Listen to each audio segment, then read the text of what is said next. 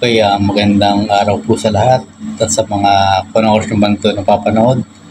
Kung saan man kayo iba't ibang lugar o ibang bansa, magandang araw o kung anong oras sa kinaroroonan nyo.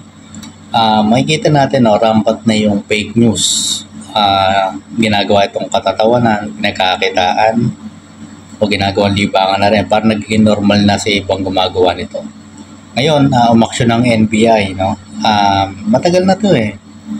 Simula yung panahon pa ni dating Pangulong Rodrigo Duterte, rapat na rapat yan. Ang kilala kong targeted na si Vice President dati, si VP Leni Robredo. Hindi ito masyadong binigyan pansin ng dating Vice Presidente, bagamat siya isang abogada. Pinagbigyan na lang niya, ganun siya katibay, no? Nung ganyang talagang mapanglait, mapambastos, pagkakalat ng fake news o may tuturin ng cyber libel o paninira sa kanya ay hindi naman totoo, no?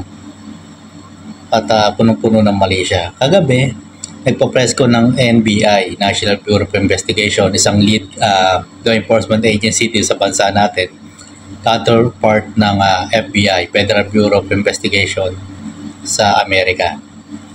Ang NBI dito sa Pilipinas ay yung counterpart na, no? Ay ng leading law enforcement natin dito sa bansa natin. Saka ang membro ng NBI, bago ka maging NBI agent, saka NBI director, ikaw isang abogado dapat. Meron dyan yung agent nila, CPA, Certified Public Accountant, or attorney o abogado, or both, pareho.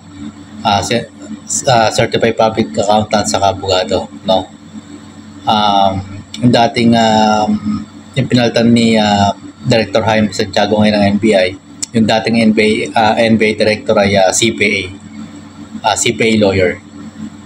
Si Director Santiago ay isang alam mo, criminology ang niya, undergrad niya, parang pre-law niya, at nagtuloy siya ng pagiging abogasya at naging abogado at naging judge at magtagal. Dati siyang PNP, SWAT, Special Weapons and Tactics. Nasa pelikula yung kanyang buhay, yung ni Bong Revilla, senador ngayon at dating artista rin niya, syempre. Pero naganap rin si Bong Revilla ngayon, Senator Bong Revilla sa mga sitcom mata. So eto, nagpa-press kong si NBI Director Jaime Santiago, inuhuling babae na may-ari na sari-sari store na kumikita na rin sa Meta ata, sa Facebook or sa TikTok or sa YouTube. Pero ang Facebook ata yung kanya, doon siya gumawa ng allegedly fake news. At aminado yung babae na kumikita siya. Taga Cebu ito, nahuli ng NBI. So ito yung baging babala sa lahat.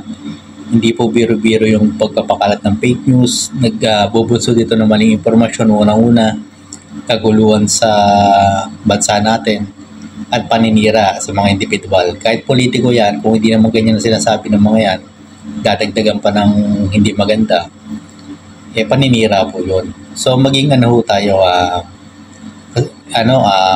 presidente pa ng Pilipinas, si Pangulong Bongbong Marcos, ang ginawa niya ng ganyan. Ang ginawa niya sa mensahe ng Pangulong Bongbong Marcos, may magandang may mensahe, dinagdagan niya, inaltered, binago, at dilagyan pa niya ng sarili niyang caption. Talagang paniniwala nito ng mga madaling maniwala. Kaya sa mga taong kumikita sa YouTube or social media, huwag tayo magpalat ng fake news. Be responsible. Sa Kongreso nga, di ba, itong nakarang araw, mayroon ng hearing sa mga vlogger na nagpapakalat din ng fake news. May babae pa nga doon umiyak. Dalawang babae atang vlogger yon. Hindi ko na nalaman yung pangalan eh. Basta ang pinaka mahalaga, yung huwag tayong magpakalat ng fake news. Yung pinaka-issue dyan kasi yung pagpapakalat ng disinformation.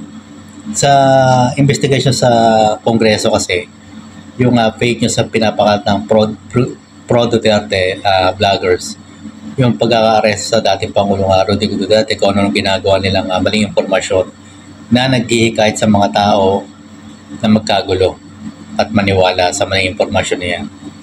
So ito yung sa Cebu, nasampulan yung babae sa Cebu. Kumikita nga siya ngayon pero yung kinikita niya saan mapupunta yan. Meron siyang asunto ngayon. Yung nahuli nga itong babae ito, i-delete ko lang po, sabi ng babae noon. Kahit i-delete yan, wala na, may nangyari ng crime. Tignan nyo, madaling magkalat ng fake news, mahirap, o maling balita o paninira, mahirap itama. Hindi siya pwedeng na basta lang i-delete. So be responsible po sa pagpapakalat ng impormasyon. Maging sensitibo pa tayo, maging responsible sa mga ganyang bagay. Magiging magulo po ang bansa natin yan kapag maling impormasyon na binibigay po natin sa taong bayan. Maswerte po tayo ngayon, meron na tayong platform. Hindi katulad nung araw pag kailangan maging journalist sa radyo, sa TV. Ngayon meron na social media kahit ordinaryong tao na kapag pakalat ng balita. Kaso nga lang, ang masama, fake news yung iba. Hindi ko naman nila lahat. Naging irresponsible iba. Yun ang naging cons. Yung pros, nakapagpakalat tayo ng sarili nating damdamin. Pero may limitasyon.